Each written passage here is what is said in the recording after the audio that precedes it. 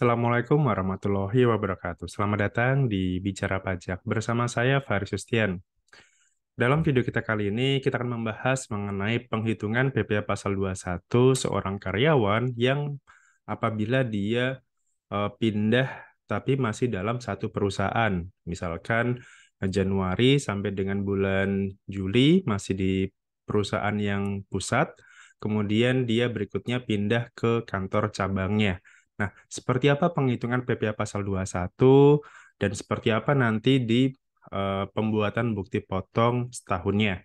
Nah, silakan disimak penghitungannya berikut ini.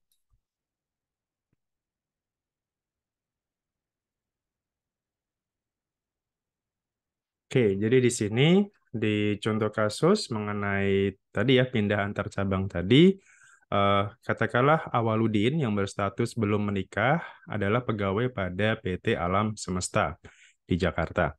Sejak 1 Juni 2017, dia dipindah tugaskan ke kantor cabang yang ada di Depok, dan pada tanggal 1 Oktober 2017 dipindah tugaskan lagi ke kantor cabang di Bogor.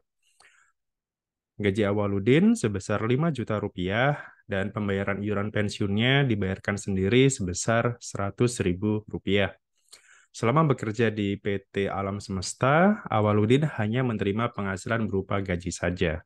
Nah, hitunglah berapa PPh Pasal 21 yang nanti akan dipotong kepada Awaludin ini. Nah, jadi di sini dia ada ada 2 kali pindah ya. Jadi yang pertama dia pindah ke kantor cabang yang ada di Depok, kemudian dia pindah lagi ke kantor cabang yang ada di Bogor, seperti itu. Nah, artinya di sini karena ini masih dalam satu perusahaan, kalau di PPh Pasal 21 nantinya penghitungannya itu harus disetahunkan. Gitu, disetahunkan itu artinya berapa penghasilan yang diterima di tempat tersebut itu dikalikan 12 dibagi dengan berapa lama dia bekerja di tempat tersebut gitu. Lebih lebih jelasnya kita akan masuk ke contoh penghitungan. Pertama yang akan kita hitung adalah PPh Pasal 21 selama dia berkantor di Jakarta. Artinya di sini gajinya 5 juta itu kita kalikan 5 bulan. 5 bulan dari mana? Dari Januari sampai dengan bulan Mei. Karena per 1 Juni dia sudah pindah ke Depok gitu. Artinya 1 sampai 5 sampai dengan bulan Mei itu berarti 5 juta kali 5 bulan hasilnya adalah sebesar 25 juta. Kemudian setelah itu anggap aja kita ini adalah Awaludin adalah sebagai pegawai tetap, artinya dia dikenakan biaya jabatan di sini mendapatkan biaya jabatan sebesar 5% dari 25 juta. Dia mendapatkan 1.250.000. Pertanyaannya misalkan, Pak, kenapa kan biaya jabatan itu 5% maksimal 500.000 per bulan. Sementara ini kan 5 bulan ya, artinya ini asumsinya eh, maksimal adalah 6 juta rupiah. Kan kalau biaya jabatan itu 5%, maksimal 500.000 per bulan atau 6 juta setahun. Nah, di sini asumsinya itu sudah dianggap 1 tahun gitu ya. Jadi eh, karena hasilnya masih di bawah 6 juta, maka ini yang kita pakai, yang 1.250.000.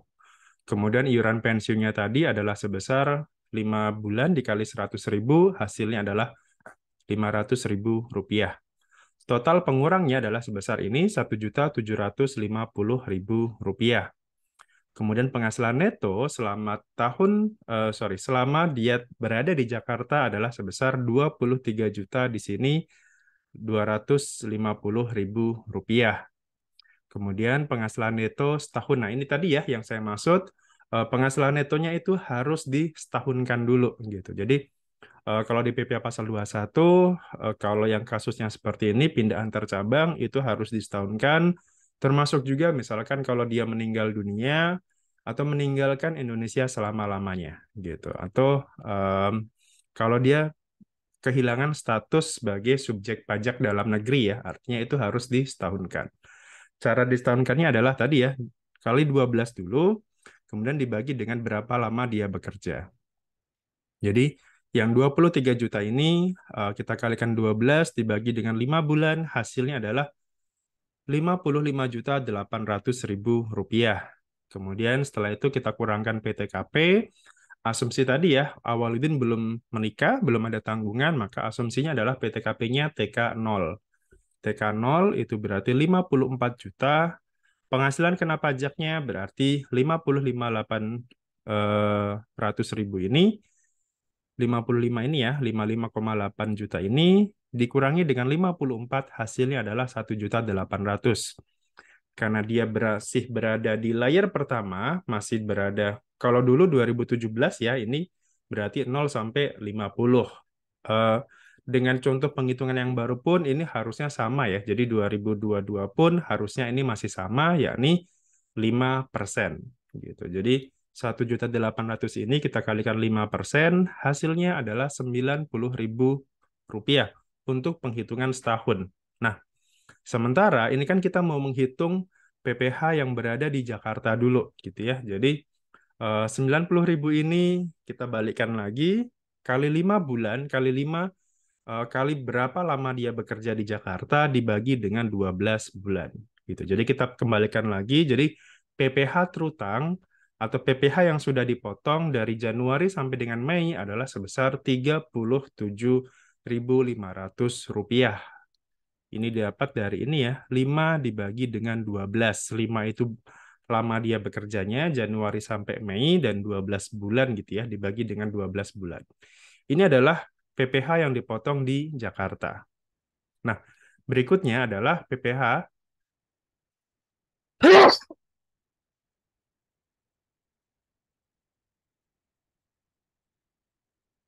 Nah, berikutnya adalah PPH yang dipotong di Depok di sini. Nah, PPH yang di Depok itu berarti kita harus melanjutkan PPH yang sudah dipotong di Jakarta. Artinya di sini di Depok itu berarti antara Juni sampai September berarti 4 bulan. Nah, 4 bulannya berarti kita kalikan 5 juta juga ya. Asumsi tadi ya, tidak ada perubahan gaji dan tidak ada tambahan penghasilan lain. Artinya 4 bulan dikali 5 juta hasilnya adalah 20 juta.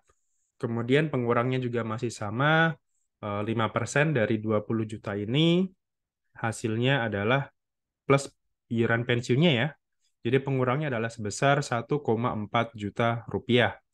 Kemudian penghasilan di Depok artinya di sini adalah 18.600. Nah, kemudian di samping itu kita juga harus tambahkan penghasilan sebelum di Depok. Artinya kita juga harus menambahkan juga penghasilan yang ada di Jakarta gitu. Jadi kita kumulatifkan seperti itu ya. Jadi di Depok berapa, di Jakarta berapa penghasilan netonya gitu. Jadi total selama 9 bulan, 9 bulan itu artinya dari Januari sampai dengan bulan September, hasilnya di sini adalah 41.850. Kemudian balik lagi kita setahunkan, kita kalikan 12 bulan, kita bagi dengan berapa lama dia bekerja. Berarti yang 9 bulan tadi ya. Nah, 9 bulan artinya 12 dibagi dengan 9 dikalikan 41 juta tadi, hasilnya adalah 55.800.000 rupiah di sini. Di sini. Nah, berikutnya PTKP-nya juga masih sama ya. PTKP-nya di sini 54 juta. Penghasilan kena pajak setahunnya juga masih sama 1.800.000 dan PPH setahunnya adalah sebesar 90.000 rupiah. Setelah itu kita balikan lagi, eh, kita kali 9 bulan dibagi dengan 12 bulan, hasilnya adalah 67.500. Ini asumsinya adalah PPH yang terutang yang dipotong selama 9 bulan. Kemudian dikurangi dengan yang dipotong di Jakarta sebesar 37.500 ini, maka asumsinya pemotongan yang ada di Depok adalah sebesar 30.000 rupiah gitu ya. Jadi khusus di Depok aja dia nantinya akan dipotong pajak sebesar 30.000 dari total selama 4 bulan tadi gitu. Jadi pertama dipotong di Jakarta sebesar ini, kemudian di Depok segini gitu. Total selama sampai dengan 9 bulan adalah sebesar ini. Nah, kemudian yang terakhir adalah ketika dia pindah terakhir ke Bogor di sini.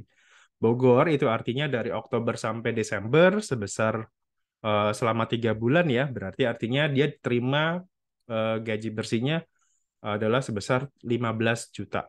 15 juta dikurangi dengan biaya jabatan dan segala macam.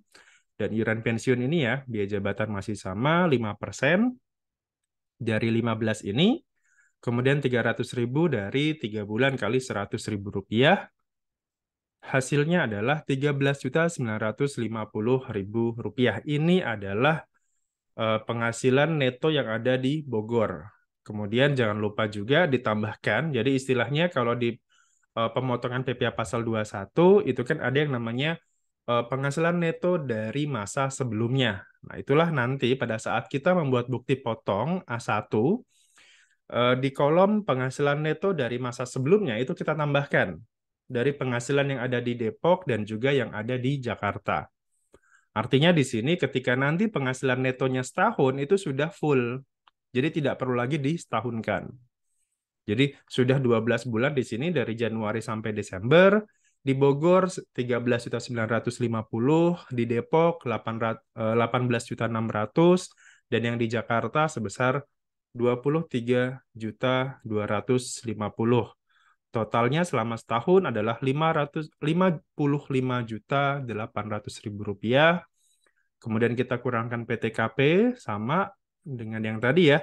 Hasilnya adalah sebesar 90.000 rupiah.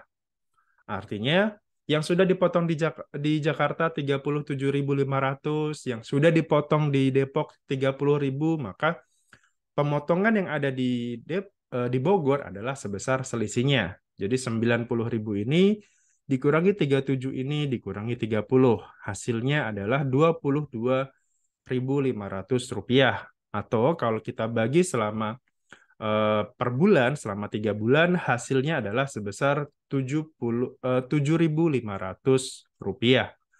Jadi jadi pada saat nanti Awaludin mendapatkan bukti potongnya ya, bukti potong A1-nya dari pihak finance-nya atau pihak tax-nya perusahaan Alam Semesta ini harus membuat bukti potong A1-nya dengan rincian penghasilan neto dari Bogornya 13 juta ditambahkan dengan penghasilan neto dari masa sebelumnya itu adalah yang ada di Depok dan Jakarta.